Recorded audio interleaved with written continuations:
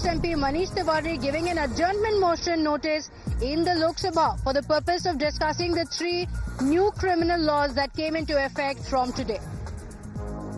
So the Congress party has raised an objection to it. Earlier, P. Chidambaram, the former union minister, had also spoken against it. He said that some parts of it are a cut, copy-paste job by the government, while the other parts that have been tweaked are unconstitutional and are draconian as well. So the opposition raising an objection to the new criminal laws that are coming into effect today across the country. There are going to be various camps that are going to be organized for sensitizing the people about the new laws. Now, the Indian Penal Code, the CRPC and the Indian Evidence Act will be replaced by the 3 new criminal laws that have been introduced by the Modi government 2.0. So the new laws that come into effect are the Bharatiya Nyaya Sanhita, Bharatiya Nagrik Suraksha Sanhita, as well as the Bharatiya Sakshya Adhiniyam. Now, the opposition saying that there are several objections to it.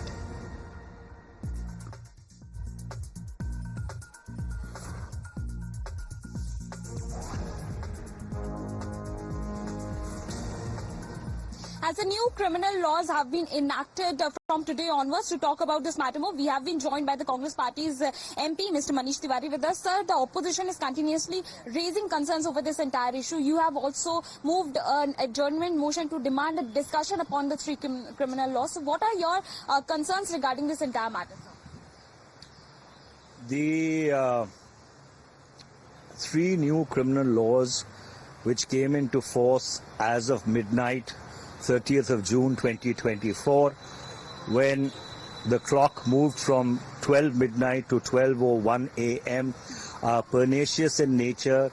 They will be draconian in their implementation.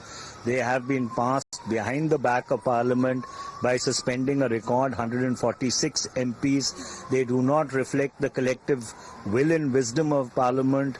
They also do not reflect the informed dissent of some very eminent members of the Parliamentary Standing Committee on Home Affairs. There are problems with the substance of these laws, the provisions on bail, the manner in which the definition of terrorism has been exculpated into general criminal laws, the loosely defined law with regard to sedition, bringing handcuffs back. So, therefore, there are serious problems which need to be addressed, and that is why these laws need to be paused. They need to come back to Parliament, go to a joint parliamentary committee before they are implemented, because as of today you have 2 parallel criminal justice systems operating in this country. Sir, in fact, some of the leaders have also said that this is basically being done to target the minorities or Dalits in particular, and in fact we have also seen that how the Union Home Minister has reacted over the same. He said that it is just to indigenizing those laws which were being enacted during the British era. On the first principles of constitutionalism, these laws are absolutely wrong. So I have dealt with it at length in my writings, and therefore under those circumstances, it is my conviction that they need to be reconsidered by Parliament.